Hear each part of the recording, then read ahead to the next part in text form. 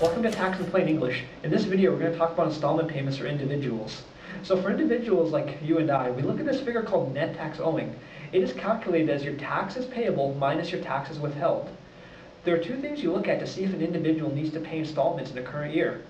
The first one is if the estimated net tax owing of the current year is greater than $3,000, and the second one is if either of the last 2 years' net tax owing is greater than $3,000. If both these are true, an individual will need to pay quarterly installments in the current year.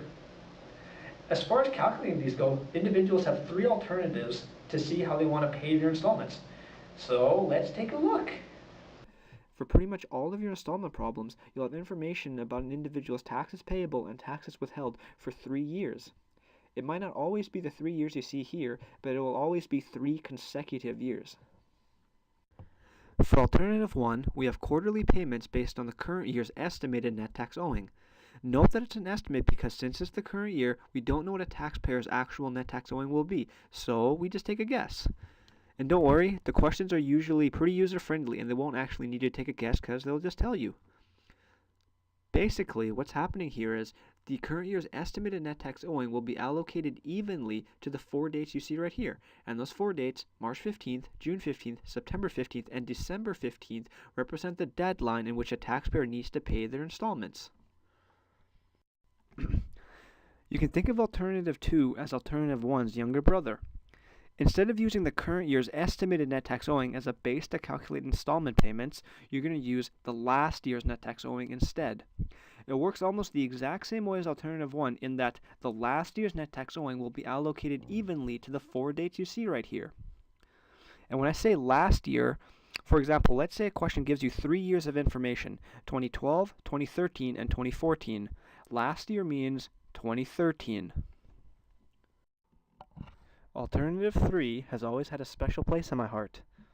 It's basically a combination of the last year's and the second last year's net tax owing. How it works is that the first 2 installment payments that an individual makes will be different than the last 2 that they make. Here's how the calculation works. For the March 15th and June 15th payments, each of them are basically 1/4 of the second last year's net tax owing. So what you're going to do is you're going to take the second last year's net tax owing and divide it by 4 to get 1/4, and then allocate one of those payments to March 15th and another one to June 15th. So basically, if you think of it, March 15th and June 15th will represent 1/2 of the second last year's net tax owing. For September 15th and December 15th, it's a little tricky. Basically, what you're going to do is you're going to take the last year's net tax owing minus the installments you had already paid in March 15th and June 15th, and you'll have a chunk right there. Divide that by 2, and then 1/2 of that chunk will be put towards September 15th, and the other half of that chunk will be put towards December 15th. We'll illustrate this with an example in another video. Hopefully you see why this has a special place in my heart. Now that we know how all 3 of these alternatives work, we need to ask ourselves, why do they exist?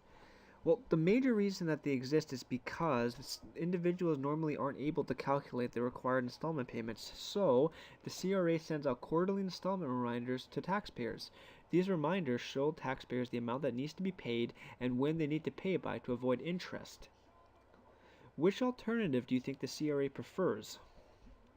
It's alternative 3, but then we have to ask ourselves, why alternative 3? So let's talk about alternative 3 for a minute. Recall that how it works is the first 2 payments, March 15th and June 15th, are based on the second last year's net tax owing, and the last 2 payments, September 15th and December 15th, are based on the previous year's net tax owing minus any amount that was already paid. The CRA prefers alternative 3 because they can base all installment payments on actual figures. They use some from the second last year because the previous year's tax payable information isn't known until April 30th or June 15th of the current year. And they use some of the previous year only for the September 15th and December 15th payment. This is because as the last year's tax return gets filed, the CRA will have more data to advise taxpayers on the September 15th and December 15th installment amounts. So thanks for watching. We know it might have been a bit confusing, but we'll put up a demonstration problem so you can really see how these calculations work and why they work the way they do. Thanks again.